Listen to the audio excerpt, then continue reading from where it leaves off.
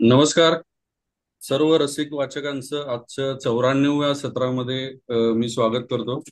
वाचनप्रेमी आणि रसिक आपल्या ग्रुपवर आहेत. तर असे आपले नेहमीचे या महिन्यातला दुसरं सत्र आहे आज या शनिवारी. आणि आजच्या सत्राचे आपले वक्ते आहेत डॉक्टर पाटणकर, अतुल पाटणकर.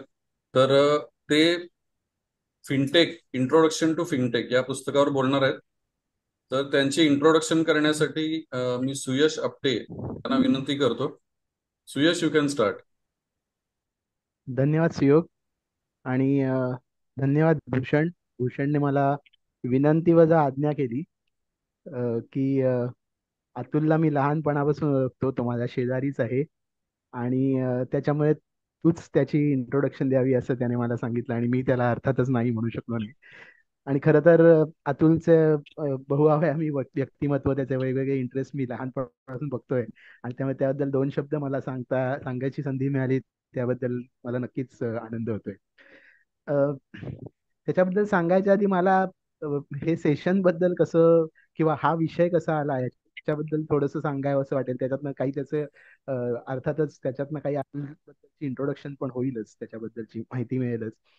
मागच्या वर्षी आय थिंक ह्याच सुमारास रामभाऊ म्हाळगी व्याख्यानमाला होती. आणि त्याच्यात ए आय, फायनान्स, म्हणजे डिजिटल टेक्नॉलॉजी आणि त्याच्या अनुषंगाने आपल्यावरती होणारे परिणाम, अशा प्रकारचं काही ते सत्र होतं. अर्थात विषय एवढा आवाढव्य आहे. अ, त्याची व्याप्ती खूप मोठी आहे. 2 तासात कुठच्याही वक्त्याला त्याला पूर्णपणे न्याय देणं खूप कठीण असतं. अ, त्याच्यामुळे आमचं त्याप्रमाणे बोलणं चालू होतं, आणि मी आणि भूषण बाजूबाजूलाच बसलो होतो. अतुलही जवळ बस होता. आणि ते सेशन झाल्यानंतर आमचं बोलणं झालं होतं. भूषण म्हणाला, हे आपल्याला ह्याच्याबद्दल आणखीन अशा गोष्टींबद्दल, म्हणजे आजकाल काय चाललंय तंत्रज्ञानामध्ये, किंवा त्याचा आपला उपयोग याबद्दल कोणी आपल्या रसिक वाचकांनाही बोलू शकलं, त्याच्याबद्दल एखादं पुस्तक असेल तर नक्की आवडेल. तर तेवढ्यात म्हटलं, हा बघ, हा बाजूलाच आपल्या अतुल बसलेला आहे. अतुल ह्या क्षेत्रात आहे. आणखी अतुल ह्या गोष्टींवरती लिहितो सुद्धा. नुसतं तो त्याचं ज्ञान आहे, त्याचा अनुभव आहे एवढंच नाही, तर लिहितो सुद्धा. तर आपण त्याला विचारू शकतो. आणि त्याच सुमारास त्याचं हे फिनटेकचं नावाचं पुस्तक, म्हणजे त्याचा हा अनुभव असलेलाच, मी जेव्हा मग बोललो तेव्हा की हे त्याचा अनुभव, आणखीन त्यांनी केलेलं गेल्या काही दशकांमधलं काम, ह्याचं ते सार आहे फिनटेक हे पुस्तक. तर त्या प्रकारे हा हा विषय घेऊया असं एक आमच्या डोक्यात आलं. भूषणच्या डोक्यात आलं. मी त्याला त्याला सांगितलं, हा वेगळ्या बाज आहे. कारण माझ्या ते नेहमी रसिक वाचक मध्ये ज्या प्रकारची पुस्तकं येतात. पण आमचं असंही बोलणं झालं की आजकाल आपल्याला युपीआय, डिजी लॉकर किंवा अशा गोष्टीने आपण तंत्रज्ञानात इतके आपल्या तंत्रज्ञान आपल्या आयुष्यात एवढं आलं की आपल्याला कळत पण नाही. आणि फायनान्स किंवा गोष्टी ह्या आपल्या कधीही जिव्हाळ्याच्या असतातच. त्यामुळे ह्या दोघांची सांगड गोष्टणारा विषय हा कोणालाही आवडेलच. आणखीन अम, काही जणांनी तुमच्या म्हणजे, अतुल ह्या नेहमीच त्याच्या वर्तुळात, व्हॉट्सअपच्या वर्तुळांमध्ये छोटे छोट्या गोष्टी, छोटे छोटे ब्लॉग्स म्हणावे त्याला, तो आम्हाला पाठवत असतो सोप्या भाषेत.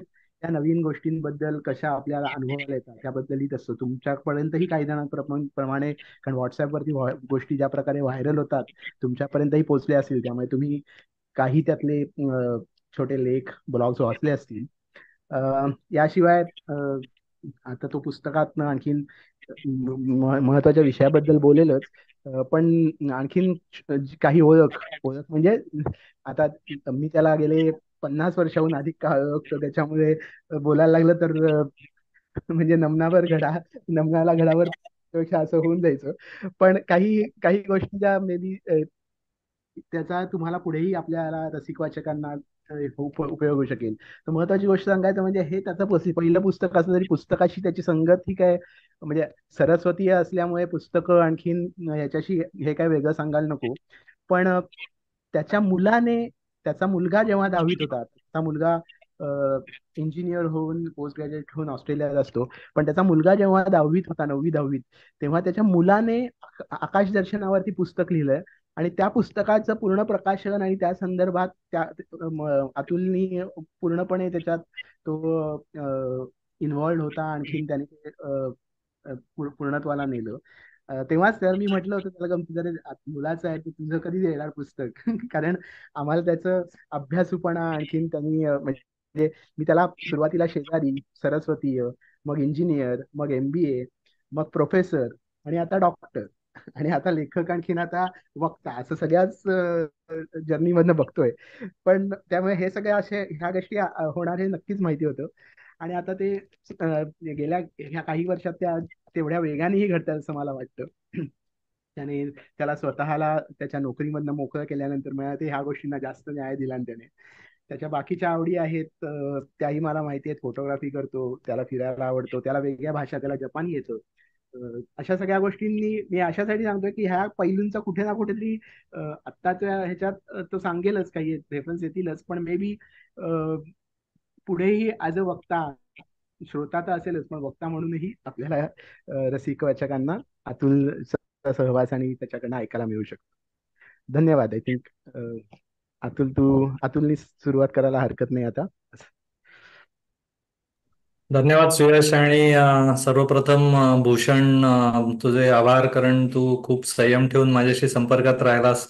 वारंवार काही ना काही कारणाने ही आपली रसिक वाचक वरची पुस्तक भेट पुढे पुढे जात होती, कारण काही ना काहीतरी मध्ये यायचं आणि माझ्या बाजूनेच त्याला आडकाठी होत होती. No problem. ते जमून आलं आणि आज आकाशामध्ये सगळे ग्रह जमलेले असताना आपणही इथे जमलोय, आनंद होतोय. तर सर्वप्रथम माझ्या या पुस्तकाचं थोडीशी पार्श्वभूमी सांगतो. त्याचं असं झालं की बजाजमध्ये शिकवायला लागल्यानंतर आम्ही म्हणजे मी 2013 ते 2016 अकॅडमिक बोर्डवर होतो युनिव्हर्सिटीच्या. तेव्हापासूनच आम्ही सिलेबस बदलायची सुरुवात केली. म्हणजे पूर्वीचे विषय थोडंसं त्याला नवीन रूप देण्याचा प्रयत्न केला, आणि काही काही गोष्टी ज्या कालसुसंगत असायला हव्यात त्या नव्हत्या, तर त्याच्यामध्ये भर घालण्याचा वारंवार प्रयत्न केला. तर आता त्याचं काहीतरी फळ मिळायला लागलंय असं वाटतंय. पण मग तेव्हा लक्षात आलं की आपण नवीन विषय तर मुलांना म्हणजे करतोय, पण ओळख करून देतोय, पण त्याच्यासाठी पुस्तक नाहीये. आणि बाहेरनं जी पुस्तकं येतात, म्हणजे पाश्चिमात्य देश किंवा प्रगत आर्थिक व्यवस्थांमधनं जे पुस्तकं येतात, तर त्यांच्यामध्ये तिथली उदाहरणं असतात सगळी, आणि ती आपल्या इथे तितकी तुम्हाला भावतीलच असं नाही. त्याचं कारण म्हणजे आता थोडक्यात सांगायचं तर हेज फंड हे भारतामध्ये तितके काही पॉप्युलर नाही आहेत, पण बाहेर ते जास्त चालतात. तर अशा वेळेला इथल्या मुलांना समजणार काय? आणि हा अनुभव मला बाहेर वारंवार येत होता. मी कॅपजेमिनीमध्ये डायरेक्टर कन्सल्टिंग होतो, तर आम्हालाही अशी मुलं हवी असायची की ज्यांना डोमेन नॉलेज, म्हणजे एखाद्या उद्योगधंद्याचं ज्ञान आणि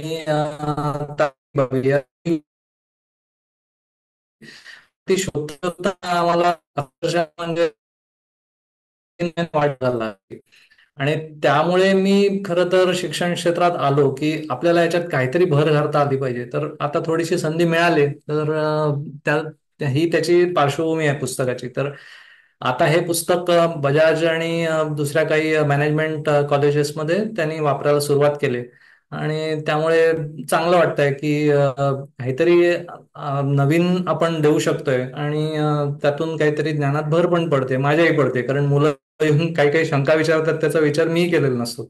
तर आजही माझी तुम्हा सर्वांना अशी विनंती आहे की आपली ही चर्चात्मक स्वरूपात भेट असावी. तुम्हाला जेव्हा केव्हा असं वाटेल की याला एखादा शब्द समजत नाहीये किंवा फार जोरात फास्ट चाललोय आपण, तर तुम्ही थांबवा, आणि मला ते आवडेल. कारण जेव्हा जेव्हा तुमच्या मनात शंका येईल तेव्हा ती तशीच राहू देऊ नका. जेव्हा तुम्हाला असं वाटेल की काही प्रश्न विचारायचा आहे, बिनदिक्कत प्रश्न विचारा, मला थांबवलेलं आवडतं. त्यामुळे आपण आता सुरुवात करूया. मला प्रेझेंटेशनचे राईट्स आहेत ना? हो हो, करू शकता तुम्ही. हां. नाही आहे अजून. चेक करा एक मिनिट. हां.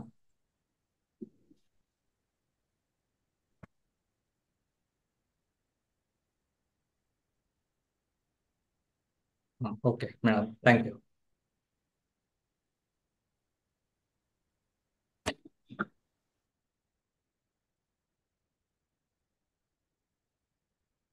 तर आपण पहिल्यांदा सर्वप्रथम फिनटेक म्हणजे काय ह्या शब्दाची ओळख करून घेऊया. तर फिनटेक कुठलंही जार्गन किंवा नवीन काहीतरी टर्म तुम्ही ऐकलीत की माझी तुम्हा सर्वांना विनंती अशी आहे की दोन गोष्टी करायला पाहिजेत. एक म्हणजे त्याचं डिक्शनरी मिनिंग शोधायचं, की ते अगदी साधं सरळ असतं. आणि दुसरं म्हणजे तो जार्गन जो जो माणूस वापरतोय त्याला थांबून विचारायचं की याचा अर्थ काय. त्याला सांगता यायला पाहिजे, कारण जो शब्द वापरतो त्याला त्याची माहिती हवी, साधी आपली अपेक्षा असते.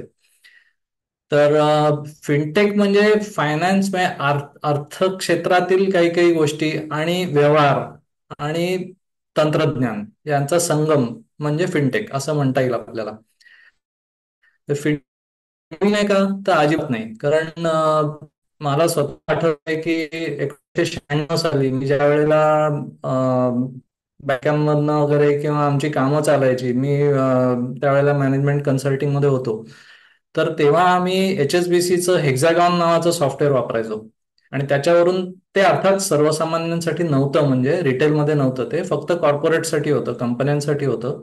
पण त्यावेळेला आम्ही ऑनलाईन फंड ट्रान्सफर किंवा अकाउंट चेकिंग किंवा ऑल ओव्हर इंडियामध्ये जे आमच्या खात्यामध्ये पैसे यायचे आमच्या क्लायंटच्या, तर त्याचं सगळं एकत्र आणणं आणि त्याचं रिकन्सिलेशन करणं वगैरे हे सगळं त्या सॉफ्टवेअरमध्ये होतं.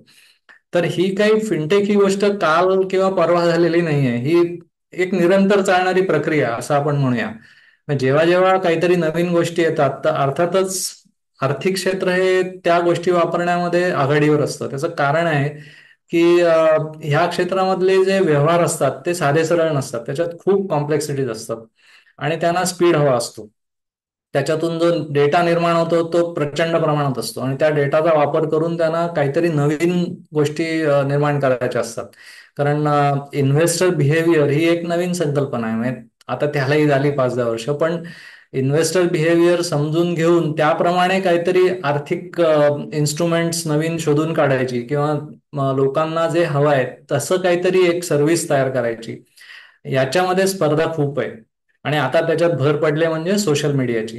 तर सोशल मीडियावरती जे टॉपिक्स ट्रेंड होतात किंवा ज्याची चलती असते जास्ती, तर अशा विषयांवरती लक्ष ठेवून बँका आणि वित्तीय संस्था हे काहीतरी नवीन करण्याचा सतत प्रयत्न करत असतात. तर त्या दृष्टीने फायनान्स आणि टेक्नॉलॉजीचं हे जे काही संगम आपण म्हणतोय तो नवीन नाही, एवढंच आपण आता लक्षात ठेवूया. तर डेटा हा, सर सर या, एक रिक्वेस्ट आहे, ते हा बोला. प्रेझेंटेशन मोडवर ठेवा ना, तुमच्या एडिट मोडवर आहे. हा, ते कधी कधी काय होतं स्लाइड ट्रान्झिशन मध्ये दिसत नाही पुढची स्लाइड, तसं झालं तर मला सांगा. Okay okay. ओके. तर आधी आपण बिग डेटा म्हणजे काय समजून घ्या. आता तुम्ही काही जण IT क्षेत्रातले असाल तर हे अगदीच पहिलीतलं वाटेल तुम्हाला, पण सर्वांच्या दृष्टीने हे समजून घेणं महत्वाचं आहे. तर इतक्या प्रचंड प्रमाणावर हा डेटा येत असतो आणि आता मी जसं म्हटलं की सोशल मीडियावरला म्हणजे समाज माध्यमांवरचा जो सगळा ट्रेंड असतो किंवा लोक कशाची चर्चा करतात त्याच्यातून आपल्याला काहीतरी नवीन निर्माण करता येईल का, तर यावर बँकांचं लक्ष असतं.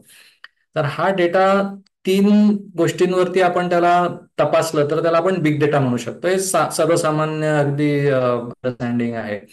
पहिला म्हणजे व्हॉल्यूम. तर इथे तुम्हाला याच्यातला व्हॉल्यूम दिसतोय की फक्त 60 सेकंदामध्ये किती प्रकारचा डेटा गोळा होतो. अर्थात हे स्टॅटिस्टिक्स सुद्धा खूप जुनं आहे, एक 2-3 वर्षापूर्वीच आहे. वेलॉसिटी ती पण इथे दिसते, कारण 60 सेकंद म्हटलं की एवढ्या सेकंदात इतका सगळा डेटा गोळा होतोय. आणि व्हेरासिटी म्हणजे वेगवेगळ्या प्रकारचा डेटा आपल्याला इथे मिळत असतो, म्हणजे फक्त फाईल स्वरूपातला म्हणजे वर्ड, एक्सेल किंवा स्ट्रीमिंग डेटा असं नाही. तर तो डेटा अनेक प्रकारचा असू शकतो. त्याच्यामध्ये व्हिडिओ असेल, ऑडिओ असेल, किंवा काही हँड ड्रॉन प्रोसेस इमेजेस असतील, म्हणजे आपण हाताने काढलेल्या प्रोसेसच्या काही इमेजेस असतील तर त्याही स्कॅन करून त्या वापरल्या जातात. आता तुम्ही म्हणाल की व्हिडिओ आणि ऑडिओ हे कसं शक्य आहे. तर समजा मी असं म्हटलं की एखाद्या बँकेमध्ये ब्लॉकचेन, आपण समजून घेणार आहोत ब्लॉकचेन म्हणजे काय, पण मी ह्या टर्म्स आधी वापरतो.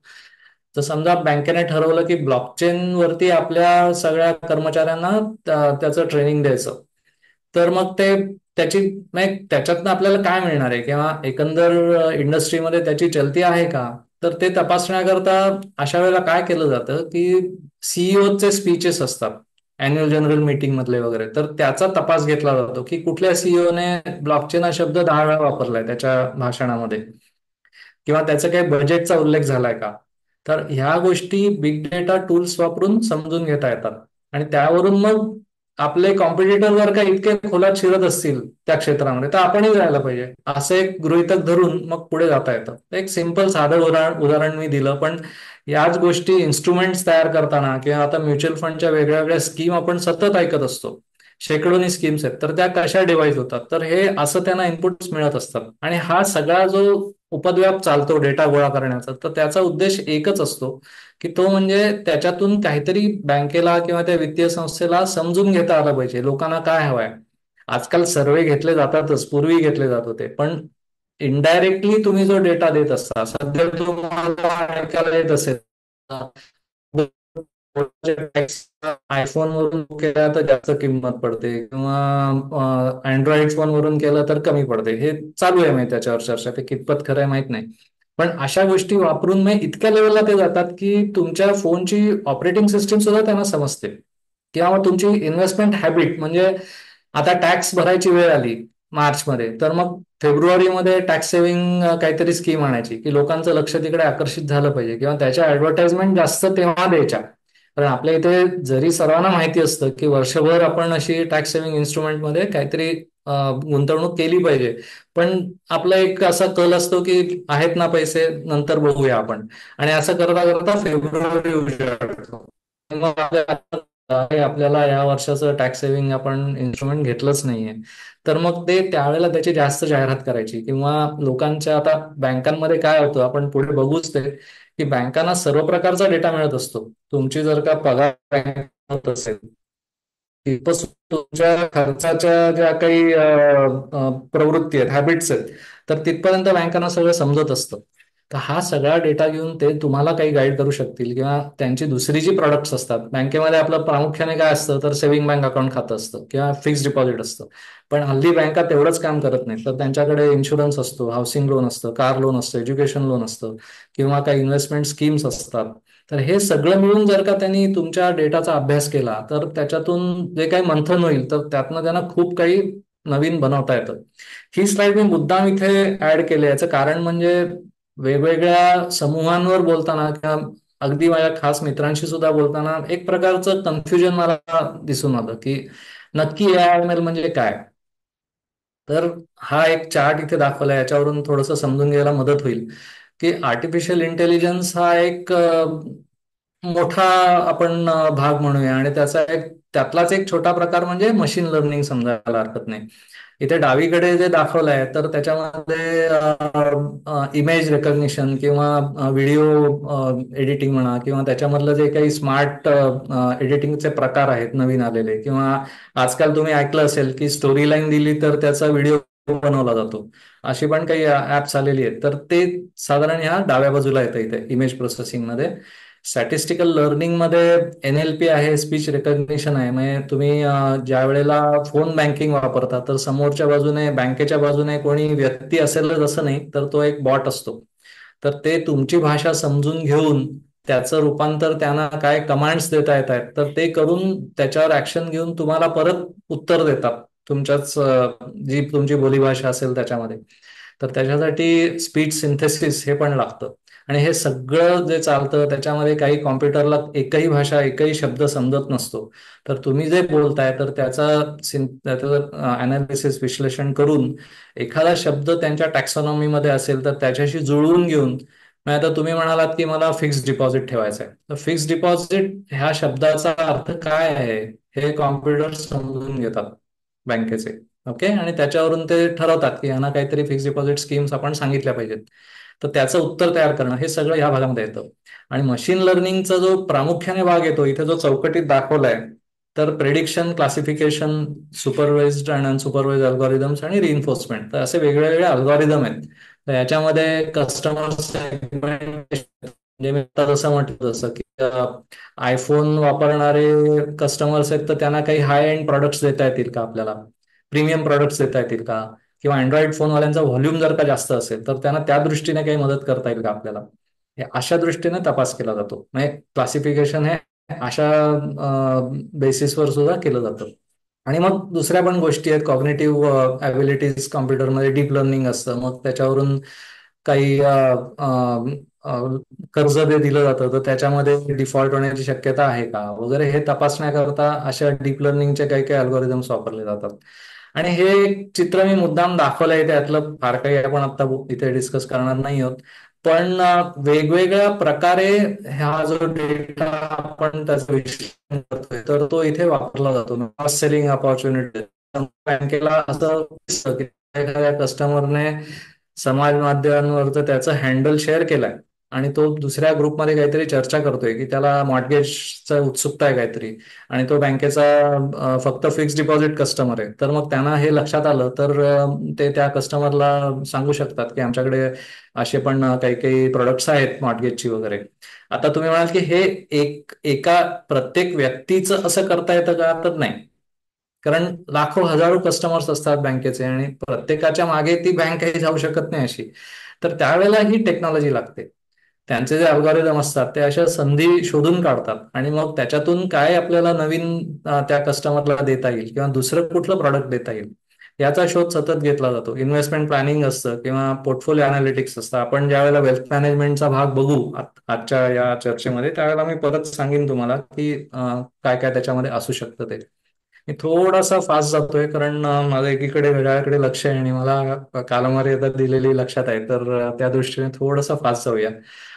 हा कर्व आहे, हा गार्टनर नावाची एक अनालिसिस कंपनी आहे आणि ते सतत सर्वे घेत असतात. आणि सुरुवातीचा हा जो एक स्टीप पार्ट आहे जो खूप चढ दिसतोय, तर तिथे मध्ये त्यावेळेला ती टेक्नॉलॉजी नवीन असते आणि त्यावेळेला असं वाटतं की ही टेक्नॉलॉजी आली ना म्हणजे झालं सगळं, आता सगळ्या प्रकारचे प्रॉब्लेम सॉल्व्ह.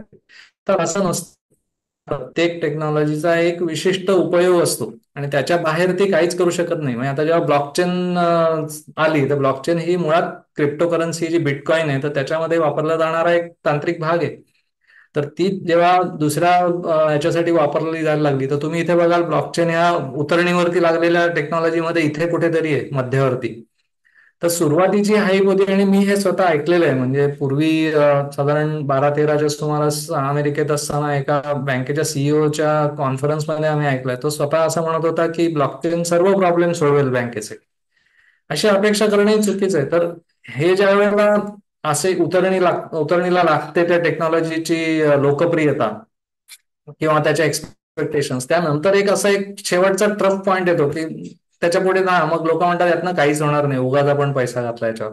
पण नंतर जर ती टेक्नॉलॉजी तशीच काम करत राहिली तर हा जो पुढचा एक स्लो रायझिंग कर्व दिसतोय या बाजूला उजव्या बाजूला, तर तिथपर्यंत ती जर का टेक्नॉलॉजी आली तर त्याचा निरंतर वापर होत राहतो.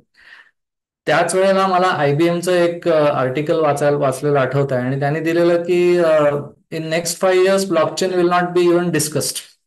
मला एकदम धक्काच बसला. म्हटलं एकीकडे हा सीईओ असं म्हणतोय बँकेचा की ब्लॉकचेन सर्व प्रॉब्लेम सोडवेल आणि एकीकडे आयबीएम असं म्हणतंय की 5 वर्षांनंतर कदाचित ब्लॉकचेनची चर्चाही होणार नाही.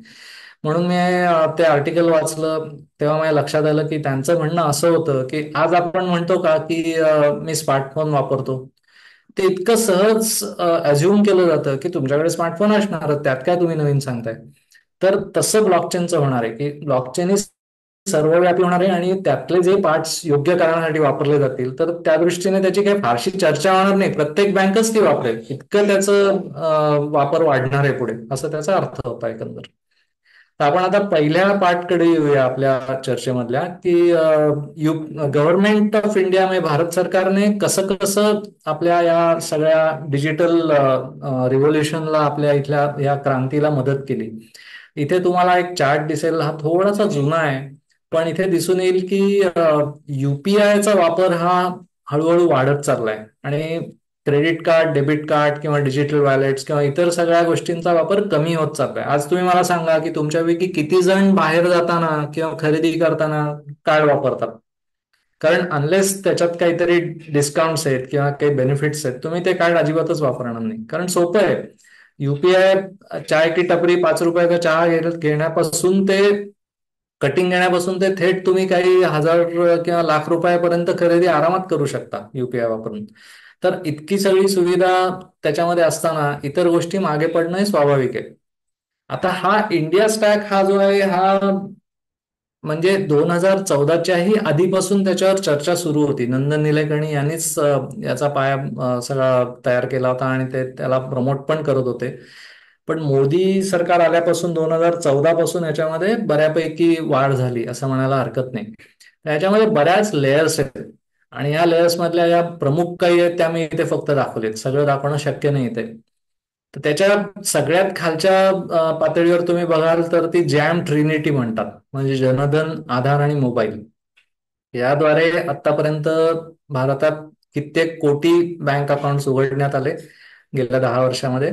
आणि ते आधारशी जोडलेले आहेत, मोबाईल नंबरशी जोडलेले आहेत आणि त्यामुळे डायरेक्ट बेनिफिट ट्रान्सफर असेल किंवा काही संकट आली तर त्याच्यामध्ये जी मदत दिली जाते सरकारतर्फे किंवा काही सबसिडी दिली जाते तर त्याचं सगळे ट्रान्सफर्स हे त्या आधार, मोबाईल आणि जनधन अकाउंट्समुळे सहज शक्य झालं आणि त्याच्यामधला जो काही पूर्वी भ्रष्टाचार होता तो आता बऱ्याच प्रमाणात कमी झालाय.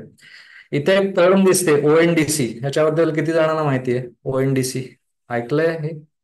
ओएनडीसी म्हणजे काय आहे? माहिती असेल तर मला तुमच्याकडून ऐकायला आवडेल. नाही, नाही माहिती. नाही ऐकलं. नाही ऐकलंय? ओके. तर ओएनडीसी म्हणजे online network for digital commerce. हे पण भारत सरकारनेच सुरू केलेलं आहे. तर त्याचं कधी कधी काय होतं की काही गोष्टी या पटकन पिकअप केल्या जातात आणि त्याला पाठिंबा मिळतो सगळ्यांचा, पण ओएनडीसी थोडंसं मागे पडलं. आपण नेहमी काय करतो की खरेदी करताना आपण पहिलं अमेझॉनवर जातो, अमेझॉनवरती लॉग इन करून मग वस्तू खरेदी करतो किंवा फ्लिपकार्टवर जातो किंवा डीमार्ट किंवा काही असेल तुम्ही जिथून नेहमी खरेदी करता तिथे आधी जाऊन मग आपण वस्तू खरेदी करतो. ओएनडीसी मध्ये उलट होतं. तुम्हाला जी वस्तू हवी आहे ती त्याचं तुम्ही सर्च करायचं आणि शोध घ्यायचा आणि ती वस्तू तुम्हाला तुमच्या एरियामध्ये, तुमच्या भागामध्ये किती जण आणून देऊ शकणार आहेत याचं लिस्टिंग तुम्हाला दिसतं. मग त्यांच्या प्राइसेस दिसतात, ते किती वेळात तुम्हाला देणार आहेत ते दिसतं आणि तुम्हाला खरंच जर का अगदी तातडीची गरज असेल आणि कमी पैशात मिळत असेल तर तुम्ही एखाद्या लोकल सप्लायर कडून सुद्धा ती वस्तू घेऊ शकता. हा याचा मोठा फायदा आहे. त्याच्यानंतर एक प्रेझेन्सलेस लेअर आली म्हणजे आधार. तर आधारमुळे पूर्वी जे बँकेत स्वतः जाऊन काम करायला लागायचं किंवा बँक खातं असून सुद्धा तुम्हाला सगळ्या सुविधा मिळत नव्हत्या जरी तुमचं बँक खातं असलं तरी, आणि नसेल त्यांची तर काय अवस्था असेल त्याचा विचार करा. नंतर पेपरलेस आलं तर त्याच्यामध्ये डिजी लॉकरमध्ये आपण आपल्या सगळ्या डॉक्युमेंट्स आपण एज्युकेशनचे म्हणा किंवा आपल्या कार रजिस्ट्रेशन असेल, कार लायसन्स असेल किंवा इन्शुरन्स असेल, या सगळ्या गोष्टी आपण त्याच्यामध्ये स्टोअर करू शकतो. आणि हे जे मूळ इश्यू करणारे ज्या संस्था आहेत त्यांच्याकडून येतात ही डॉक्युमेंट्स, त्यामुळे त्याचा ऑथेंटिसिटीचा प्रश्नच नाहीये. म्हणजे तुम्ही सॉफ्ट कॉपी दाखवून सुद्धा ती सर्वांनी ऍक्सेप्ट केली पाहिजे असं आता सर्वसाधारण एक नियमच झाल्यासारखं आहे. म्हणजे पोलिसांनी जरी तुम्हाला लायसन्स विचारलं तरी तुम्ही डिजी लॉकर मधलं दाखवलं तरी चालतं, इतपत आता ऍक्सेप्टन्स आलेला आहे त्याचा. त्याच्यानंतर ऑफकोर्स म्हणजे ही डिजिटल पेमेंट्स, एईपीएस, आयएमपीएस वगैरे, तर सरकारच्या असं लक्षात आलं की स्मार्टफोन्स सगळे नाही वापरत. काही ठिकाणी अजूनही फीचर फोन वापरले जातात म्हणजे ज्याच्यामध्ये बटणं असतात ती, तर त्यांच्यासाठी सुद्धा काही कोड वापरून बँकेच्या सगळ्या सर्व्हिसेस आता उपलब्ध आहेत. इतकंच नाही तर पोस्ट ऑफिसच्या थ्रू तुम्ही आधार कार्ड वापरून तुमचं बायोमेट्रिक वापरून पैसे काढणं वगैरे या गोष्टी तुमच्या घरी येऊन पोस्टमन करून देतात. म्हणजे काही ग्रामीण भागांमध्ये किंवा दुर्गम भागामध्ये अशा सोयी रेग्युलरली अगदी वापरल्या जातात. आणि कन्सेंट लेअर ही जरा जास्त महत्वाची आहे आणि दुर्दैवाने फार जणांना माहिती नाहीये ती. तर काय होतं की छोटे बॉरोवर जे असतात म्हणजे अगदी छोटे व्यावसायिक म्हणूया आपण, तर त्यांना किती कर्ज हवं असतं? 5,000, 10,000. काही कार सीट बनवणारे लोक असतात, कार सीट कव्हर, तर त्यांचं मशीन असतं, त्यांना अजून एक मशीन टाकलं तर तेवढा धंदा वाढेल असं त्यांचं गणित असतं. तर त्याच्यासाठी एक 10,000, 15,000, 20,000 याच्या पुढे काही त्यांना कर्ज नको असतं. पण तितकं जर का बारीक बारीक कर्ज बँक वाटत बसली तर मग त्यांना मोठ्या उद्योगधंद्यांकडे लक्ष द्यायला वेळच उरणार नाही. त्यामुळे बँकेला असे कस्टमर नको असतात. हा, आता त्याच्यामध्ये प्रायोरिटी सेक्टर लेंडिंग बँकेचं आहे तर त्याच्या खाली काही काही समाजातील तळागाळातील लोकांना कर्ज देणं हे बँकेवर बंधनकारक आहे, पण दरवेळेलाच ते शक्य होतं असं नाही. मग त्यांनी कोणाकडे जायचं? तर पूर्वी सावकारी होती तर त्याच्यामध्ये वाटेल तसं लुटलं जायचं किंवा जाच व्हायचा. आता पीअर टू पीअर लेंडिंगचे काही प्लॅटफॉर्म्स आलेत किंवा काही प्रायव्हेट लेंडिंग अशा संस्था आहेत की ज्याच्यामधून तुम्हाला मायक्रो फायनान्स वगैरे मिळू शकतो. तर त्याच्यासाठी कन्सेंट लागते. तर होतं काय की ह्या छोट्या उद्योजकांकडे त्यांची कर्जाची हिस्ट्री नसते. म्हणजे आपल्याकडे सिबिल स्कोअर असतो पण त्या बिचाऱ्यांकडे काहीच नसतं. तर त्यांना कर्ज देतानाही मोठी अडचण असते की तुमची काही पूर्वपीठिकाच नाही तर तुम्हाला कर्ज कसं देणार, तुम्ही आधी घेतलेत का कर्ज, तर नाही घेतलेत. त्यामुळे मग त्यांना कर्ज देणं जवळजवळ अशक्य होत होतं. तर याच्यावरचा उपाय म्हणून आता ह्या ज्या फिनटेक कंपन्या आहेत तर त्यांनी बँकांच्या बरोबरती टायअप्स केलेत आणि ते बँकांना सांगतात की ठीक आहे, आम्ही या कर्जदाराला कर्ज देण्याचा विचार करू, फक्त आम्हाला याच्या बँक अकाउंटचा ऍक्सेस द्या. आणि तो मिळाला की ते काय करतात की त्यांच्या खात्यात कशा प्रकारे क्रेडिट्स डेबिट्स झालेत गेल्या 2 वर्षात, 3 वर्षात, 5 वर्षात, त्याचा ते अभ्यास करतात. आणि त्यांना दिसतं की रॉ मटेरियल खरेदी करण्याकरता काही खर्च झालाय किंवा त्यांना जे त्यांच्या व्हेंडर्स कडून किंवा त्यांच्या कस्टमर्स कडून जे पैसे येतात तर त्याचं क्रेडिट तिथे दिसतंय. मग त्याची सायकल बघितली जाते की 2 महिन्याची सायकल आहे का 3 महिन्याची सायकल आहे. त्याच्याप्रमाणे मग त्यांना कर्ज देण्याचं ठरवता येतं. म्हणजे जरी तुमची कर्जाची पत तुमच्याकडे नसली, सिबिल स्कोअर नसला, तरी सुद्धा हल्ली असे व्यवहार होऊ शकतात. त्याचं एकमेव कारण म्हणजे कन्सेंट लेअर. आणि या कन्सेंट लेअरचा दुसरा एक उपयोग आहे तो वेल्थ मॅनेजमेंट मध्ये आहे. आणि तिथे काय होतं की आपल्या एक मी फक्त भारतीयांचीच ही एक मनोवृत्ती असं नाही म्हणणार, पण एक असतं असं की आपल्याकडे जरी आर्थिक सल्लागार आले, इन्व्हेस्टमेंट ऍडवायझर असले, तरी सुद्धा आपण त्यांना सगळं नाही सांगत. आपण ठरवतो की ह्यातला एकच भाग, एक 25% भागच मी त्यांना दाखवीन. कारण आपल्याला त्यांना तपासून बघायचं असतं कदाचित की त्यांचा सल्ला कितपत उपयोगी पडतोय किंवा ते सांगतायत ते खरं होत आहे की नाही, किंवा उगाचच आपली प्रोडक्ट्स विकायची म्हणून गळ्यात मारतायत आपल्या. ते नेहमी होतं, म्हणजे हा अनुभव सर्वांनाच आलेला असतो. तर ही कन्सेंट लेअर जर का आपण वापरली तर ते जे सल्लागार आहेत ते तुमचे एकंदर सगळे व्यवहार बघू शकतात एकाच वेळेस.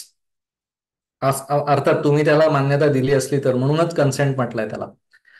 तर त्यांना तसं जर का पूर्ण तुमचे आतापर्यंतचे इन्व्हेस्टमेंट्स दिसली एका जागी, आणि अशा काही सर्व्हिसेस आहेत ना भारतामध्ये सुद्धा, म्हणजे बाय ऑल अकाउंट्स नावाची एक सर्व्हिस आहे, किंवा अशा दुसऱ्या पण काही काही सर्व्हिसेस आहेत, परफिओस म्हणून आहे. तर अशा लोकांकडे तुम्ही रजिस्टर केलं तर तुम्हाला वेगवेगळ्या बँक अकाउंट मधले तुमचे व्यवहार एकाच पानावर दिसू शकतात. आणि तुम्हाला त्यांच्यात म्हणजे जरी तुम्ही तिथे पासवर्ड टाकलेले असलेत वेगवेगळ्या बँकांचे त्यांचे अकाउंट नंबर, तरी सुद्धा ते कोणालाच दिसत नाहीत, कारण त्याच्यात सिक्युअर्ड सॉकेट लेअर वगैरे असे काही काही सुरक्षिततेच्या दृष्टीने उपाययोजना केलेल्या असतात की ज्यामुळे ते जे इन्फॉर्मेशन पॅकेट आहे ते फक्त तुमच्याच कॉम्प्युटरवर तुम्हाला उघडता येतं. तर असं जर का तुम्ही तुमच्या सल्लागारांना दाखवलं तर ते एक चांगला सल्ला तुम्हाला देऊ शकतील. कधी कधी काय होतं की आपल्याकडे एका खात्यामध्ये सरप्लस कॅश पडलेली असते, पण आपण कोणाचं तरी ऐकून उगाचच कर्ज घेतो. नाही, एकीकडे तुम्हाला जेमतेम 6-7% व्याज मिळत असतं एफडी वरती, आणि दुसरीकडे तुम्ही 12%ने कर्ज पण घेत असता त्याच वेळेस. तर निदान असं तरी मिसमॅच तुम्हाला टाळता येतील. तर त्याच्यासाठी कन्सेंट लेअर वापरून सल्लागारांना ऍक्सेस देणं महत्वाचं आहे. डिजिटल सिग्नेचर पण त्याच्यामध्ये होती, तर काही काही एजन्सीज सरकारने नेमलेल्या आहेत तर त्यांचा वापर करून तुम्ही ई साईन तुमची तयार करू शकता, आणि ती वापरली तरी त्याचं म्हणजे कायदेशीररित्या ते ग्राह्य धरलं जातं. डिजिटल डिजी लॉकर आपली आहे, तर त्याच्यामध्ये तुम्ही वेगवेगळ्या संस्थांनी दिलेले कागदपत्र तुम्ही अगदी सुरक्षितरित्या ठेवू शकता आणि ते ग्राह्य धरले जातं. हे एक ऍग्रिगेशनचं उदाहरण आहे की ज्याच्यामध्ये इन्फॉर्मेशन प्रोव्हायडर म्हणून एक भाग असतो, फायनान्शियल इन्फॉर्मेशन प्रोव्हायडर FIP आणि फायनान्शियल इन्फॉर्मेशन युजर FIU. तर प्रोव्हायडर हे जनरली बँक्स असतात, कारण बँकेमध्ये तुमचं खातं असतं, तर त्या बँकेने तुमची कन्सेंट असली तर कुठली खळखळ न करता तो डेटा फायनान्शियल इन्फॉर्मेशन युजर्स म्हणजे फिनटेक कंपन्यांना दाखवावा अशी अपेक्षा आहे. तर काही काही कायदेशीर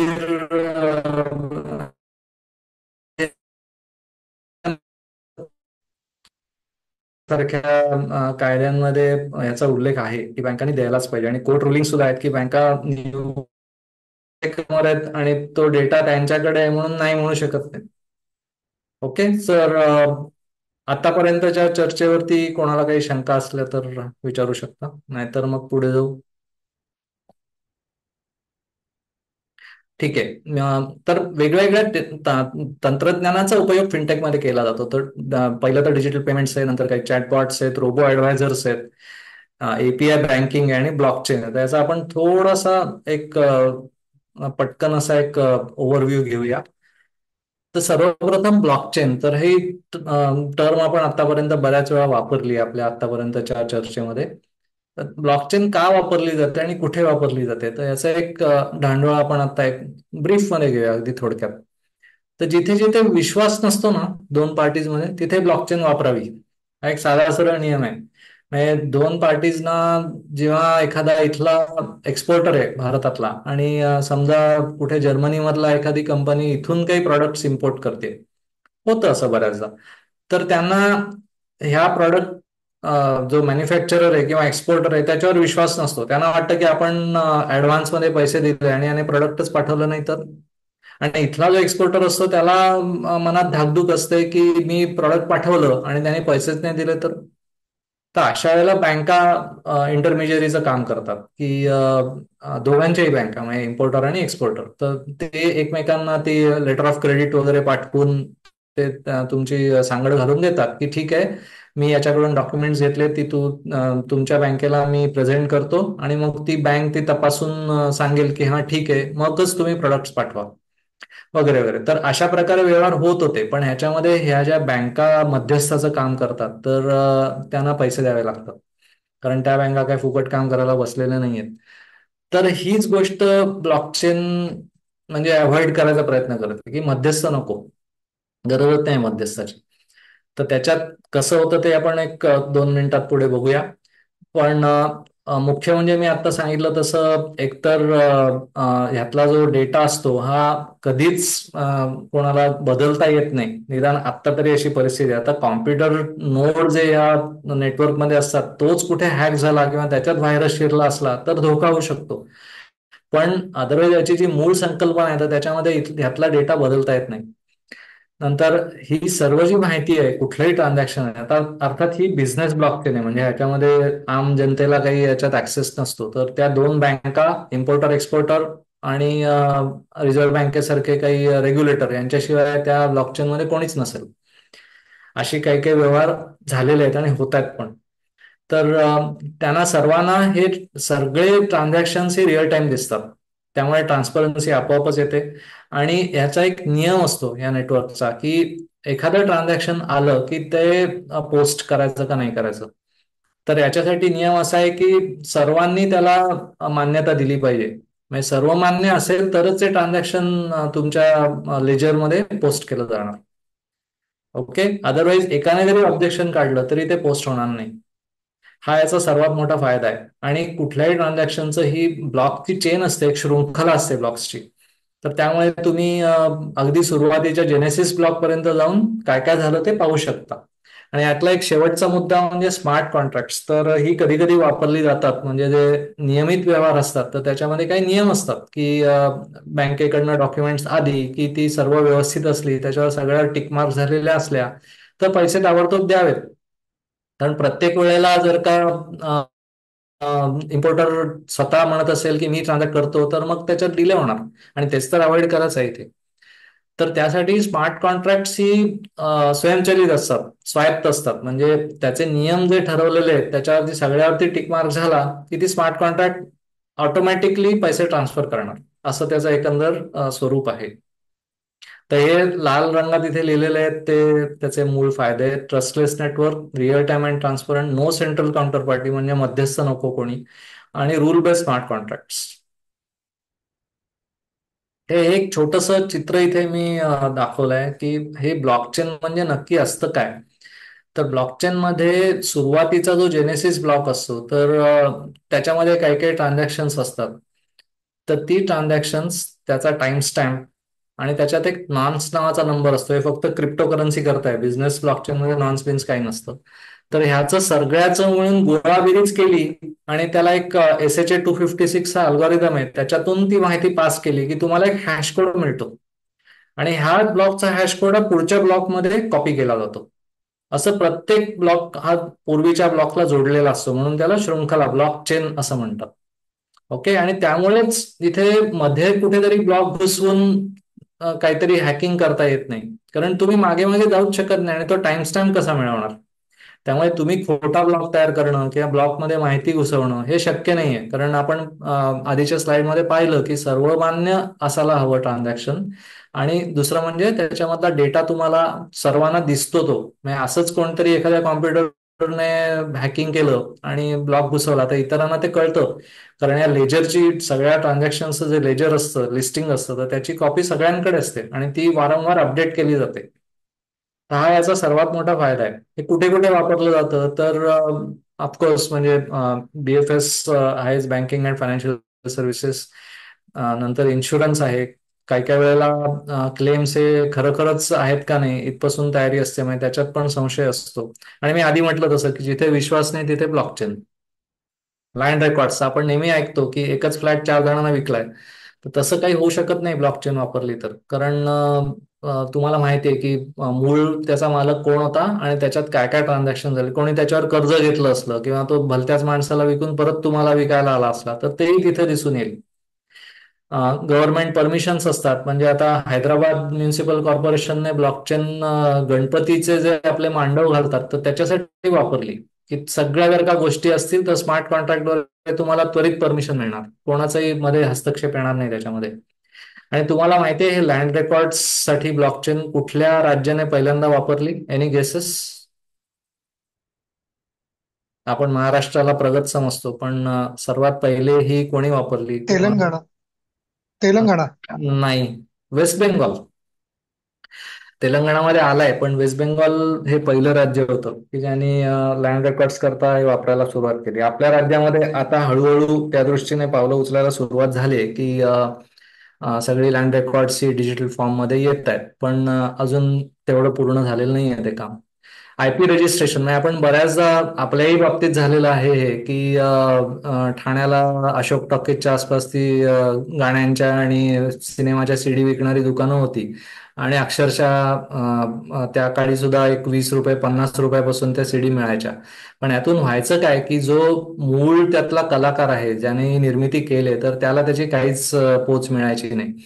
तर असे हे जे प्रकार आहेत की ज्याच्यामध्ये कॉपी केलं जातं विदाऊट एनी परमिशन, म्हणजे त्यांचे काही त्यांना जरी रॉयल्टी मिळायला हवी ती न देता त्याची कॉपी केली जाते, तर ते प्रकारही याच्यामध्ये रोखता येऊ शकतात. कारण जेनेसिस ब्लॉकमध्ये पहिले जी कलाकृती निर्माण होते तर त्याची एक एंट्री केली जाते आणि त्यानंतर त्याच्यात जर का काही बदल होत असतील किंवा विकलं जात असेल, राईट्स विकले जात असतील तर त्याची नोंद होते. त्यामुळे दरवेळी तुम्ही ट्रान्झॅक्ट करता तर त्याची एक एक एंट्री तिथे होत जाते.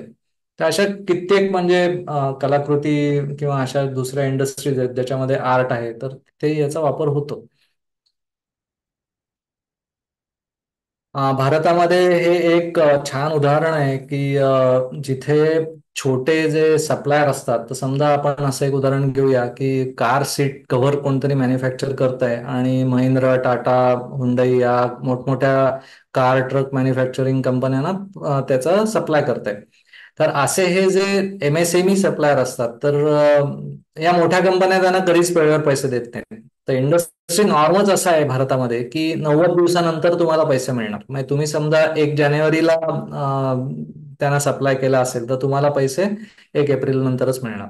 कधी कधी ते 120 दिवसापर्यंत पण जातं. तर अशा वेळेला ह्या छोट्या सप्लायरनी करायचं काय, कारण त्यांचा अक्षरशः म्हणजे हातातोंडाशी आलेला असतो सगळा व्यवहार. साधी गोष्ट आहे की तुम्हाला जर का एक सप्लाय करून तुम्हाला 1,000 रुपयाचा प्रॉफिट मिळत असेल आणि तुम्ही 90 दिवस थांबणार असाल तर वार्षिक प्रॉफिट तुमचा 4,000 होईल फक्त.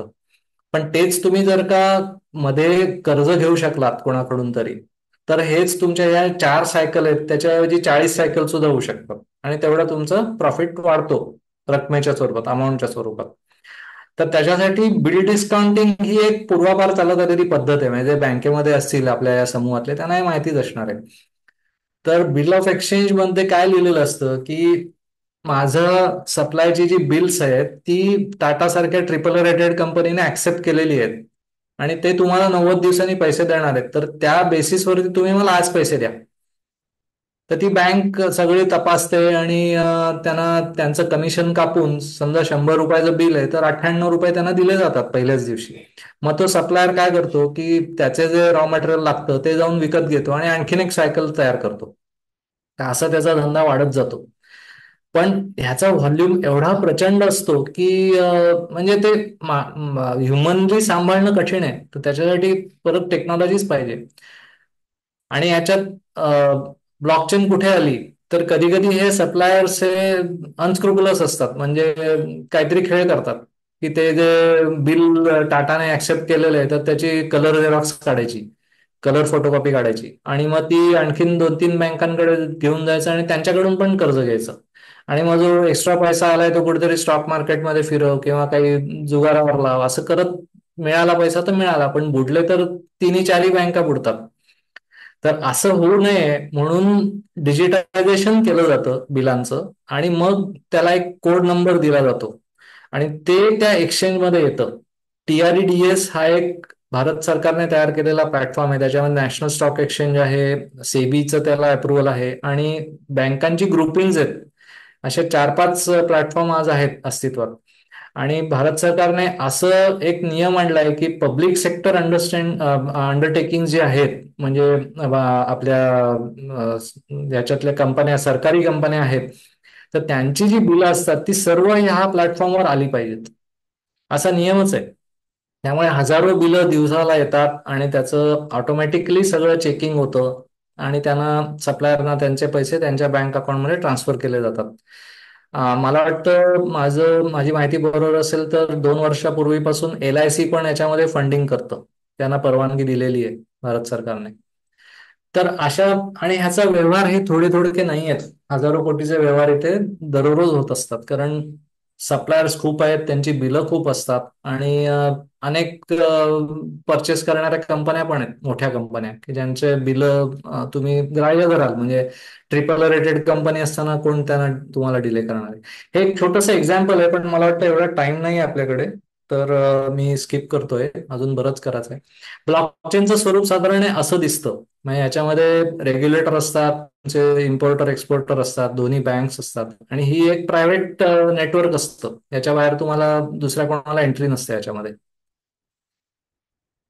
आता डिजिटल पेमेंट्स आपण थोडक्यात बघूया. तर याच्यामध्ये आधी मी म्हटलं तसं वेगवेगळे प्रकार आहेत. भारतामध्ये सुद्धा NEFT, RTGS हे आपण रोजच वापरत असतो. UPI तर अगदी आपल्या अंगवळणीच पडलेलं आहे. भारत बिल पे किंवा भीम ॲप वगैरे वापरून तुम्ही तुमची जी युटिलिटी बिल्स असतात, म्हणजे इलेक्ट्रिसिटी, गॅस वगैरे, ह्याचं पेमेंट सेटअप करू शकता आणि बिल आलं की ताबडतोब तुमच्या अकाउंटमध्ये डेबिट होऊन त्यांना पैसे दिले जातात. म्हणजे तुमचंही इंटरव्हेन्शनची गरज नाही याच्यामध्ये. रुपे कार्ड तर काही काही सरकारी खात्यांमध्ये त्याचा रुपे कार्ड म्हणूनच केला जातो. तर रुपे कार्ड वेगळं काय आहे, तर मास्टर कार्ड, विजा कार्ड ही नेटवर्क्स आहेत. तर त्या नेटवर्क मधूनच तुम्हाला तुमची माहिती पुढे पाठवली जाते. रुपेचं स्वतंत्र नेटवर्क आहे आणि त्यामुळे तुम्हाला जो फीज तुम्हाला पडत होती त्या व्यवहारांमध्ये ती आता खूप कुठल्या सर्व्हिसेस कोण वापरतं, तर ग्रामीण भाग आहे तर तिथे काही मजूर आहेत किंवा शेतकरी आहेत किंवा छोटी शॉप्स आहेत, तर त्यांना जास्त कॅश लागते किंवा फंड ट्रान्सफर करायला लागतात किंवा छोटी सेव्हिंग असतात त्यांची, तर त्यांच्यासाठी कुठले सर्व्हिसेस लागतात त्याचा हा एक चार्ट आहे. आणि शहरी भागामध्ये तुम्ही स्मार्टफोन वापरून सर्वच वस्तू खरेदी करत असता, तर कुठल्या प्रकारच्या सर्व्हिसेस तुम्ही वापरता याचं इथे एक संक्षिप्त स्वरूप दाखवलेलं आहे. NEFT, RTGS मी आता तुम्हाला म्हटलं तसं त्याचे वेगवेगळे नियम आहेत. प्रीपेड इन्स्ट्रुमेंट्स मध्ये तुम्ही आधी पैसे भरता आणि मग ते डेबिट कार्ड सारखं वापरलं जातं. विशेष करून तुम्ही ज्यावेळेला बाहेर जाता, भारताबाहेर, तर त्यावेळेला डेबिट कार्ड वापरायची अगदी पूर्व. आणि मोबाईल बँकिंगचं आता आपण बोललोच आहोत. हे सर्व ATM सुद्धा फिनटेकच आहे. मी मुद्दाम म्हणजे परत परत सांगतो इथं की फिनटेक हा शब्द जरी नवीन ऐकत असलो आपण, तरी ते काही नवीन आलेलं नाही, हे पूर्वीपासून चालत आलेलं आहे. तर एटीएम मध्ये पूर्वी फक्त पैसे काढता यायचे, आता तुम्ही पैसे ठेवू शकता किंवा तुमचा पिन नंबर बदलू शकता किंवा अनेक दुसरे व्यवहार तुम्हाला एटीएमच्या इथून करता येतात. चेकबुक ऑर्डर करू शकता, खूप काय काय करता येतं त्याच्यावर. स्विफ्ट बँकिंग सिस्टीम ही युक्रेन युद्धामुळे जरा जास्तच प्रसिद्धीला आली, कारण युक्रेनच्या वेळेला रशियावरती सूड उगवण्याकरता त्यांचं स्विफ्ट नेटवर्कच बंद करून टाकलं वगैरे, असं काय काय झालं त्यावेळेला. तर ही एक सोसायटी आहे, society for world wide interbank financial telecommunication. तर याच्यामध्ये त्यांचे काही प्रोटोकॉल आहेत, तर त्यावरून तुम्हाला वेगवेगळी आर्थिक व्यवहार सुरळीत करता येतात. याचे काही कोड्स पण आहेत, ते आता वेळेअभावी दाखवता येत नाहीत मला. हा युपीआयचे काही प्रोसेस फ्लो इथे दाखवलेत मी. तर ज्या वेळेला तुम्ही पे करत असता, म्हणजे पैसे देत असता, तर त्यावेळेला तुमच्या मोबाईल ऍपवरून तुमच्या पीएसपी कडे, म्हणजे पेटीएम किंवा अशी ऍप्स आहेत ती वापरून तुम्ही ते देता. मग एनपीसीआय म्हणजे national payments corporation of India, त्यांचा एक नेटवर्क स्विच आहे, त्याच्यातून सगळे संदेश हे पुढे तुमच्या बँकेपर्यंत जातात. मग बँक म्हणते ठीक आहे, आम्ही याचा अकाउंट डेबिट करतो, आणि मग ती डेबिट इन्स्ट्रक्शन ही पुढे त्या बेनिफिशरी बँककडे जाते, त्यांच्याकडे पैसे ट्रान्सफर केले जातात आणि परत तुम्हाला मेसेज येतो की फंड ट्रान्सफर झाले, ट्रान्झॅक्शन पूर्ण झालं. असा एक साधारण व्यवहार असतो. आणि पेईने जर का रिक्वेस्ट केले, तुम्हाला कोणाला पटकन सांगता येईल हे कुठलं ट्रान्झॅक्शन असू शकतं ज्या वेळेला पेई तुम्हाला रिक्वेस्ट करतो?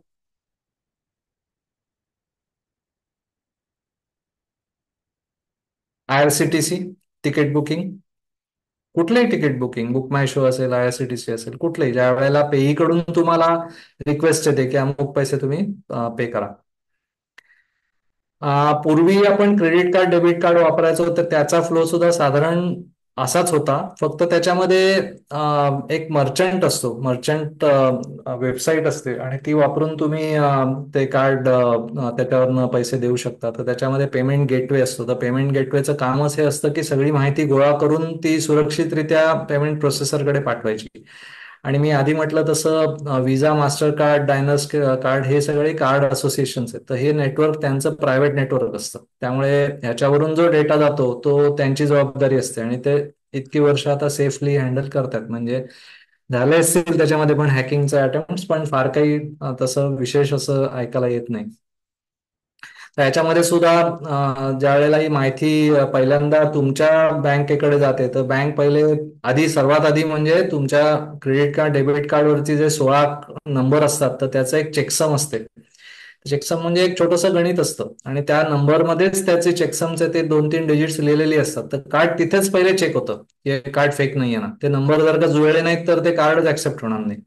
त्याच्यानंतर तुमच्या पिन मध्ये तुमच्या कार्डावरती एक चिप असते, आणि त्याच्यामध्ये थोडीफार माहिती स्टोअर केलेली असते. आता याचं टोकनायझेशन झालेलं आहे, म्हणजे पूर्वी तुमची संपूर्ण माहिती या नेटवर्कवर पाठवली जायची, पण आता टोकन स्वरूपातच, संक्षिप्त स्वरूपात माहिती पाठवली जाते. आणि त्याचं वैशिष्ट्य असं आहे की तुम्ही मोबाईल वापरून तुमचंच कार्ड, समजा मोबाईल वापरून ती माहिती पाठवली, टोकन वेगळं असतं. तुम्ही लॅपटॉप वापरून तीच कार्ड वापरलं तर त्याचं टोकन वेगळं असतं. त्यामुळे हॅकिंग करणं एवढं काही सोपं राहिलेलं नाही आता. हे कोर बँकिंगचं स्वरूप मी इथे दाखवायचा प्रयत्न केला आहे, ते खूपच अवाढव्य दिसेल तुम्हाला. तर त्याच्यामध्ये मुख्य भाग बघण्यासारखा असा आहे की याचे जे एपीआय जिथे उजव्या बाजूला लिहिलेले आहेत, तर त्या फिनटेक कंपन्या, बँका ह्या एपीआय प्रोव्हायडर असतात, म्हणजे डेटा प्रोव्हायडर. तर ते एपीआय वापरून फिनटेक कंपन्या माहिती मिळवू शकतात. म्हणजे आपण आधी म्हटलं कन्सेंट लेअरमध्ये बॉरोवरचं अकाउंट बँक फिनटेक कंपन्या तपासतात आणि ते ठरवतात की याला कर्ज द्यायचं का नाही. तर तसे ते एपीआय असे वापरले जातात, आणि एक्सटर्नली एक्सपोज एपीआय ते बँकेची प्रॉपर्टी असते, आणि वापरणारे हे फिनटेक कंपन्या असतात. तर त्याच्यामध्ये पेमेंट इनिशिएशन असेल किंवा कस्टमरच्या अकाउंटची माहिती असेल, तर हे वापरून ते पुढचं प्रोसेसिंग करतात. तर ही जी बँक आणि फिनटेकची इकोसिस्टीम आहे ना, ती एकमेकांना पूरक आहे.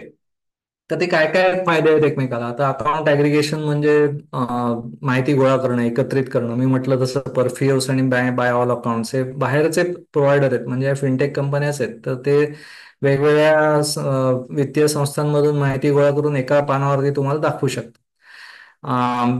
नंतर तुमचे स्पेंडिंग म्हणजे तुमचा जो खर्च होतो तर त्याचं तुम्हाला एक थोडक्यात त्याचा गोषवारा देऊ शकतात.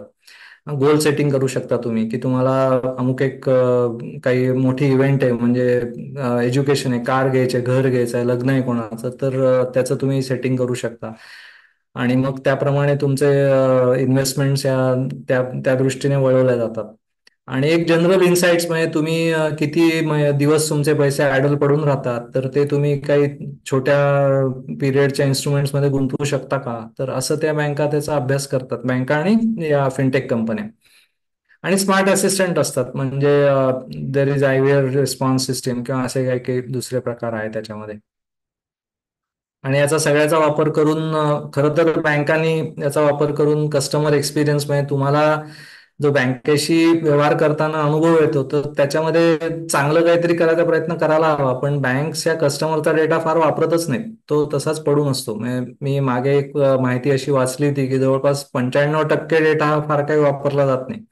5% डेटाच फक्त बँक्स वापरतात, तर त्यांनी बाकीचा वापरलं तर खूप काही करण्यासारखं आहे याच्यामध्ये. आणि तिथेच या फिनटेक कंपन्या जास्त सक्सेसफुल होतात, कारण ते तो डेटा वापरतात. ओके. हे ती इकोसिस्टीम मी जी म्हटलं ती आहे. फिनटेक कंपन्यांचे बेनिफिट्स इथे दाखवलेत की त्या कस्टमर एक्सपिरियन्स चांगला तुम्हाला देऊ शकतात. ते अनालिटिक्स वापरतात, तो डेटा ज्या बँक वापरत नाही ते हे लोक वापरतात. आणि ते पटापट निर्णय घेऊ शकतात. त्यांचं थोडस एक ऍडव्हान्टेज त्यांना असा आहे, फायदा असा आहे की सरकारने या फिनटेक कंपन्या स्टार्टअप सारख्या ट्रीट केलेल्या आहेत, त्यामुळे त्यांचं मॉनिटरिंग म्हणा किंवा त्यांचं जे रेग्युलेटरी रिपोर्टिंग आहे ते थोडंसं रिलॅक्स्ड असतं. बँकेसारखं कडक एकदम शिस्तीत नसतं ते, तर त्यामुळे त्यांना थोडासा फायदा होतो, नाही म्हणता येणार नाही. पण ते मुळात फ्लेक्झिबल असतात आणि कस्टमरचा विचार करून काहीतरी करायची त्यांची तयारी असते, हे मात्र खरं. अं, ह्याच्यामधले भूषण, मला एक विचारायचं आहे की आपण 10च्या लिमिटवर आलोय तर एक 5-10 मिनिटं एक्स्ट्रा चालू शकेल? हो, नक्की नक्की. Okay, thank you. मी जोरात नाही, जास्त स्पीडने जायचा प्रयत्न करतोय, पण सर्वांनाच ते मान्य असेल असं नाही, म्हणून मी विचारून घेतलं आधी. तर बँका ह्या डावीकडे तुम्ही बघितलं तर हा पूर्वापार झाला त्याला प्रकार आहे. म्हणजे इथला जो हिरवा भाग दाखवलाय तो बँकेचा आहे आणि जो पांढरा किंवा ग्रे दाखवलाय तो बाहेरचे जे फिनटेक कंपन्या आहेत त्यांचा, असं समजूया आपण.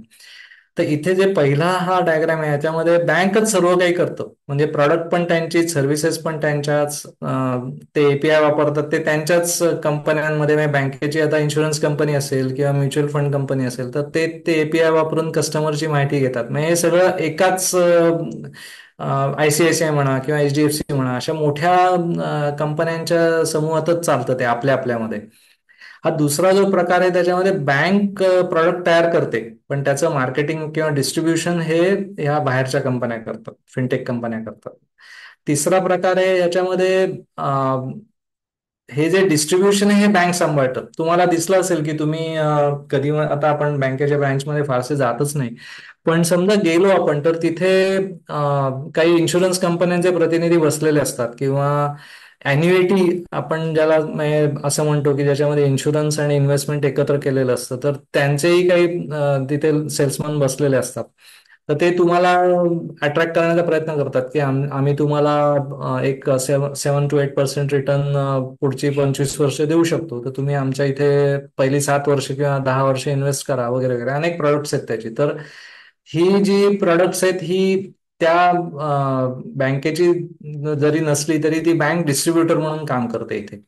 आणि हे शेवटचे हे बँक एक प्लॅटफॉर्म म्हणून, म्हणजे आपण त्याला डिपार्टमेंटल स्टोअर म्हणूया बँकेला, की त्यांची स्वतःची प्रॉडक्ट्स आहेत पण ते त्याच वेळेला दुसऱ्यांची पण प्रॉडक्ट विकायला त्यांची तयारी असते. म्हणजे ते त्याच्यात तसं त्यांना काही वाटत नाही, कारण त्यांचा व्हॉल्यूमच एवढा असतो की त्यांना त्यात काही विशेष वाटत नाही. म्हणजे आज तुम्हाला समजा आयसीआयसीआय कडून सल्ला हवा असेल तर ते काय असं म्हणणार नाहीत की आमचीच फक्त प्रॉडक्ट्स घ्या. ते कदाचित तुम्हाला असंही सांगतील की रेलिगेअरची घ्या किंवा एचडीएफसीची घ्या, असंही ते सांगू शकतात. हा शेवटचा प्रकार त्यातला आहे. तर ऍग्रिगेटर म्हणजे हा पहिला जो यातला प्रकार होता, तर त्याच्यामध्ये असं चित्र दिसू शकतं, म्हणजे की बँकेची, banks on and other products आणि मग फिनटेक त्याचं डिस्ट्रीब्युशन करतं आणि मग ती वेगवेगळी चॅनेल्स असतात, ऑनलाईन बँकिंग असेल किंवा IVR असेल किंवा ATM असेल, ह्याच्याद्वारे त्याचं सगळं मार्केटिंग किंवा हे सगळं सांभाळलं जातं. फिनटेक इन लेंडिंग आपण मगाशी चर्चा केली याच्यावरती. तर एक नवीन प्रकार म्हणजे BNPL, बाय नाऊ पे लेटर. म्हणजे कधी कधी असं होतं बघा की तुम्ही बऱ्याच वस्तू खरेदी केलेत आणि तुमच्या कार्डामधले पैसे संपलेत, तर अशा वेळेला तुम्ही रजिस्टरशी आल्यावर, कॅश रजिस्टरशी आल्यावर तुम्हाला असं वाटतं अरे यार आपण एवढे सगळे वेळ घालवला आणि आपण बघितलंच नाही. कदाचित तुम्ही असंही केलं असेल की सेफ्टीसाठी तुम्ही तुमचं जे बँक अकाउंट कार्डाशी जोडलेलं आहे तर त्याला लिमिट घातलं असेल की 5,000च्या वर खर्च करायचे नाही एका वेळेला. तर अशा वेळेला तुम्हाला कदाचित एक तात्पुरत्या स्वरूपात कर्जाऊ काही रक्कम घेण्याची सुविधा या BNPL मुळे मिळू शकते. तर याच्यात एक गोष्ट लक्षात घेतली पाहिजे की अक्षरशः फ्रॅक्शन ऑफ सेकंड मध्ये तुम्हाला लोन अप्रूव्ह होतं. कारण तुम्ही बँकेचे कस्टमर आहात आणि ती बँक म्हणा किंवा दुसरी बँक त्या बेसिसवरती तुम्हाला त्वरित कर्ज उपलब्ध करून देऊ शकते. आणि इथे तुम्ही हा चार्ट बघितला, थोडासा जुना आहे हा सुद्धा, पण त्याच्यात सुद्धा तुम्हाला एक इन्क्रीजिंग ट्रेंड दिसतो, वाढतं दिसतंय हे. आणि हे काय म्हणजे फार असं मी याला म्हणणार नाही की लोक कर्ज घेऊन वस्तू खरेदी करतायत, असं नाही म्हणता येणार, पण ही एक सुविधा आहे. त्या दृष्टीने आपण बघायला हरकत नाही याच्याकडे. तर ह्याच्यामध्ये टेक्नॉलॉजी अशी आहे की त्या कस्टमरचा डेटा त्या फ्रॅक्शन ऑफ सेकंड मध्ये गोळा करून त्याचं कर्ज सँक्शन करून तिथल्या तिथे त्याला ते कर्ज वापरता येऊ शकतं. इतक्या प्रचंड वेगाने हे सगळे ट्रान्झॅक्शन होत असतात आणि निव्वळ त्याच्यामुळेच शक्य होतं ते. तर वेल्थ मॅनेजमेंटमध्ये मी म्हटलं तसं रोबो ऍडवायझर्स आहेत. तर रोबो ऍडवायझर काय करतात की तुम्हाला एक प्रश्नावली देतात आणि त्याच्यामध्ये तुमचं जोखीम म्हणजे रिस्क घेण्याची तुमची क्षमता किती आहे, किंवा तुम्हाला समजा रिटर्न सांगितले त्यापेक्षा थोडेसे कमी आले तर चालेल का, तुमची गोल काय आहे, तुम्हाला रिस्पॉन्सिबिलिटीज काय आहेत, तुमच्या लायबिलिटीज काय आहेत, याचा सगळा अभ्यास करून तुमच्यासाठी एक कस्टमाइज पोर्टफोलिओ बनवतात. आणि त्या पोर्टफोलिओमध्ये तुमचं वयोमान म्हणा किंवा तुमची इन्कम कॅटेगरी याच्याप्रमाणे तुम्हाला किती प्रमाणात इक्विटी घेता येईल किंवा किती प्रमाणात डेट इन्स्ट्रुमेंट्स घ्यायला हवेत, किती प्रमाणात कॅश ठेवायला हवी तुम्ही, किंवा इन्शुरन्स कव्हर किती हवं तुम्हाला, ह्याचा सगळ्याचं एक गणित करून तुमच्या समोर ते प्रेझेंट केलं जातं आणि त्याप्रमाणे तुम्ही इन्व्हेस्टमेंट्स करू शकता. तर ह्याच्यात फायदा असा आहे की नॉर्मली हे जे इन्व्हेस्टमेंट ऍडवायझर असतात तर त्यांची फी वर्षाला साधारण एक 25,000 ते 50,000 रुपयापर्यंत असू शकते, निव्वळ फी त्यांची. आणि ते अपफ्रंट घेतात, म्हणजे असं नाही की तुम्हाला त्यांच्या सल्ल्यामुळे प्रॉफिट झाला तरच तुम्ही द्यायची. मागे सुचित्रा कृष्णमूर्ती मला वाटतं त्यांची एक केस झाली होती. तर त्या मला वाटतं म्हणजे सिनेमामध्ये वगैरे त्यांनी काम केलेलं आहे.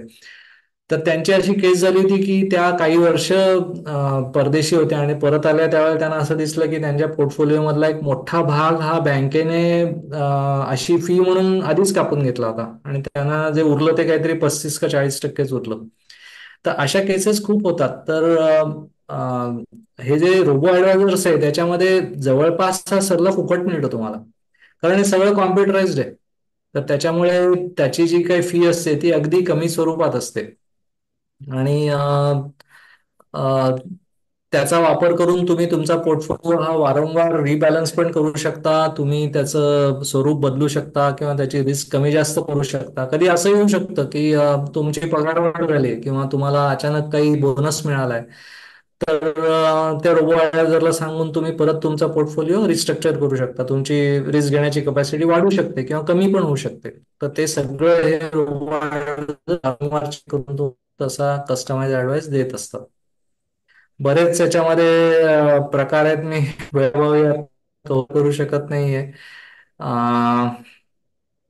एक शेवटचं छोटस एक हे घेतो की त्याच्यामध्ये इतर क्षेत्रात काय चाललंय, म्हणजे पण इन्व्हेस्टमेंट वगैरे सगळं बघितलं, पण अदर टाइप्स ऑफ फिनटेक्स पण आहेत, तर त्याच्यामध्ये काय चाललंय तर त्याचा एक पटकन मी 1 मिनिटात तुम्हाला सांगतो की सिंगापूरला DBS बँक आहे, तुम्हाला माहिती असेल सगळ्यांना.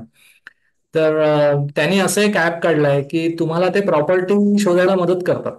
मग तुम्हाला काय प्रकारची प्रॉपर्टी हवी, फ्लॅट तुम्हाला हवा आहे तर किती जण आहात तुम्ही फॅमिलीमध्ये, तुम्हाला लहान मुलं आहेत का, याची सगळी माहिती आधी तुम्हाला भरावी लागते आणि मग ते काही प्रॉपर्टी तुम्हाला सेल्स करतात. हे बँकेचं ऍप आहे, हे कुठे रिअल इस्टेट एजंटचा नाही आहे.